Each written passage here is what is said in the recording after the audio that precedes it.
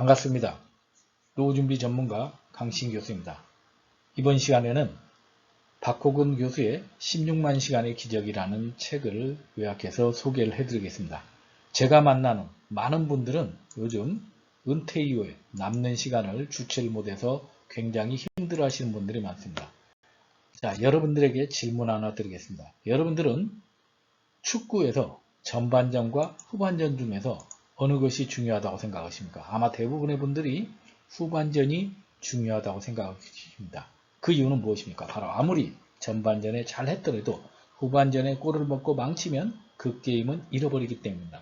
저는 이 축구가 우리 인생과 비슷하다고 생각합니다. 인생 100세 시대에 50세 우리가 축구 전후반 사이에 하프타임이 있는 것처럼 저는 이 책을 통해서 여러분들이 노후를 준비하는 소중한 시간이 되시길 바랍니다.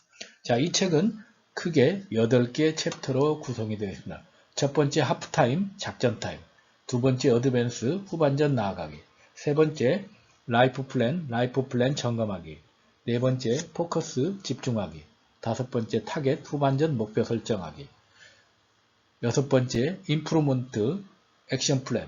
일곱 번째 모티브, 동기부여. 여덟 번째 엑셀런트, 사명선언서로 구성이 되어 있습니다.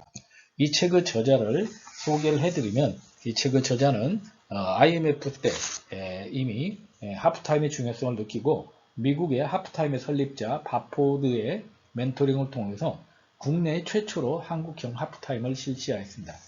세바시 또 명강연, 백선정 등 MBC 등 다양한 프로그램을 통해서 박호근 교수의 인생 하프타임 등 방송활동과 다양한 칼럼 강의로 활동 중이며 현재 대한민국 인생 후반전을 설계하는 세미나와 강의를 통해서 왕성하게 활동하고 있습니다. 저서로는 인생에도 리허설이 있다. 하프타임 16만 시간의 기적이라는 책 등이 있습니다.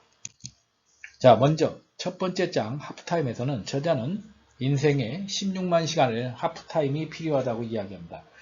저자가 이야기하는 것은 삶에 세 종류의 쉼이 있다고 합니다. 첫 번째는 쉬기 위해서, 두 번째는 쉬지 않고 달리다가 고장이 나서, 세 번째는 인생의 16만 시간을 위한 시간을 새롭게 전략을 수립하기 위한 저자는 세 번째 16만 시간을 위한 하프타임이 중요한데 바로 16만 시간이라는 것은 우리 인생의 여가 11시간 365일 40년을 곱하면 16만 시간의 소중한 시간이 나오는데 중요한 것은 우리는 직장에서의 은퇴를 인생에서의 은퇴로 생각하고 더 이상 미래에 대한 대비를 않는 것이 중요한데 저자는 인생은 속도가 아니라 방향이고 이젠 전반전이 끝났을 뿐이라고 우리에게 이야기합니다. 그러면서 히딩크 감독의 명언을 이야기합니다. 한국 축구의 문제는 후반전이 약한 것인데 전반전에 너무 열심히 뛰는 바람에 후반전엔 뛸 기운이 없다.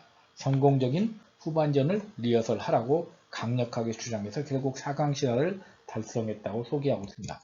자, 두 번째는 어드밴스, 후반전 나아가기입니다.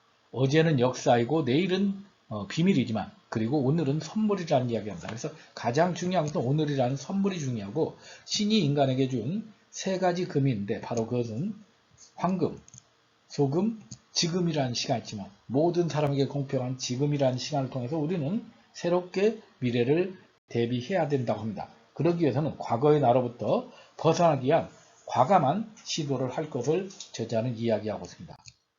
세 번째는 현재의 나를 진단할 것을 이야기합니다. 자, 내가 현재의 나가 과연 이렇게 활기찬 모습인지 아니면 퇴직 이후에 더 이상 삶을 의욕이 없는 이런 멍 때리는 상태인지 먼저 나를 점검한 이후에 중요한 것은 속도가 아니라 방향이라는 걸 우리 이 그림을 통해서 죄수가 아무리 탈출하기 위해서 열심히 노력을 했지만 방향을 잘못 가면 의미가 없는 것처럼 이제는 속도보다 방향이 중요하다는 것을 우리에게 강조를 하고 있습니다. 그러면서 저자는 오르는 것만이 등산이 아니라 하산도 등산이라는 이야기를 합니다. 그러면서 레오나르도 다빈치가 54세에 모나리자를 완성했고 빅토르 이거는 60세에 레미제라블을 유배지에서 썼던 것을 강조하면서 이제 인생 후반전이 오히려 훨씬 더 녹익은 삶의 결실을 맺을 수 있다고 우리에게 권유를 하고 있습니다.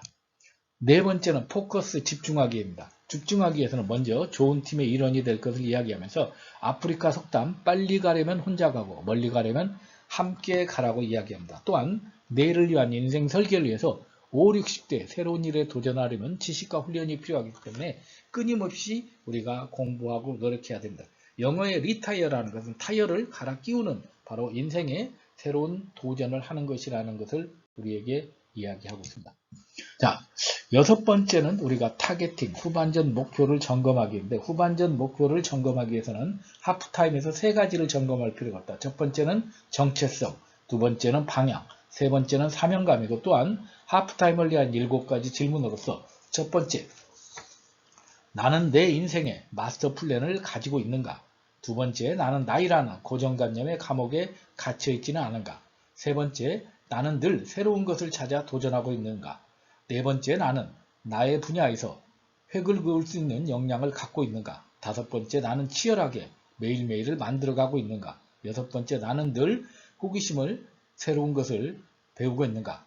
일곱 번째, 나는 할 수 없는 이유를 찾지 않는가? 이것을 점검할 것을 우리에게 권유를 하고 있습니다.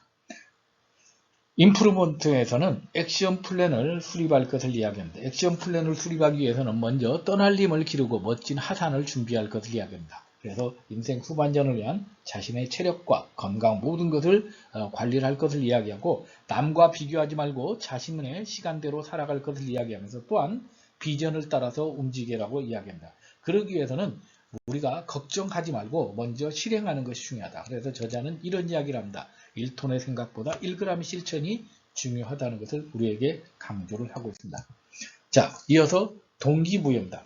동기부여에서는 기본적으로 우리가 생각을 바꾸면 미래가 보인다는 이야기를 합니다. 그래서 저자는 세 사람의 우리나라 동기부여의 시니어 아이콘을 소개합니다. 첫 번째는 여러분들이 아마 매스컴에서 소개를 받으신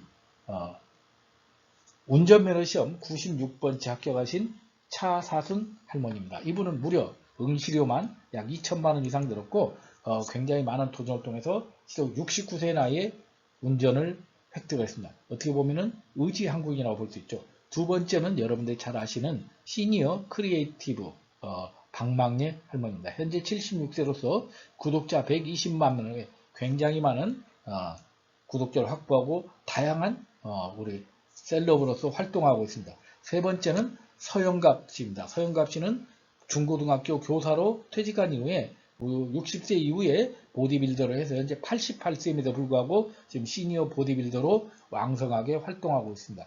그래서 희망이 있는 사람은 음악이 없어도 춤을 춘다는 것처럼 결국은 인생 후반전은 end가 아니라 AND다. 계속해서 나아갈 것이라고 저자는 우리에게 강조를 하고 있습니다. 자, 마지막으로 우리가 엑셀런트 사명선언서에 대해서 얘기합니다. 그래서 기적의 사명선언문을 만들자. 먼저 인생 사명선언문은 인생의 비전, 목표, 가치관 등을 담은 글로서 인생 사명서 작성은 인생의 방향을 명확히 하여 탁월한 결실을 맺기 위한 첫걸음이다. 이것이 극소수의 사람들이 자신과 세상을 변화시킬 수 있었던 이유라고 이야기합니다. 그래서 저자는 그러기 위해서는 인생 사명선언서를 만인에게 선포하라고 합니다. 특히 우리가 나이키의 Just Do It과 같은 이런 것처럼 우리가 무엇을 생각하느냐, 무엇을 알고 있느냐는 별로 중요하지 않다. 중요한 것은 결국 무엇을 행동으로 실천하느냐이다인 존 러스킨의 이야기를 우리에게 소개를 하고 있습니다. 자, 오늘 여러분들에게 소개해드린 16만 시간의 기적 박호근 교수의 책은 제가 학생들하고 노년학 개론이라는 수업을 하면서 우리 학생들이 발표했던 내용을 제가 각색해서 소개를 해드렸습니다. 이 책을 또 소개하는 데 도움을 준 신용보증기금 이장옥 석사님께 감사를 드립니다. 감사합니다.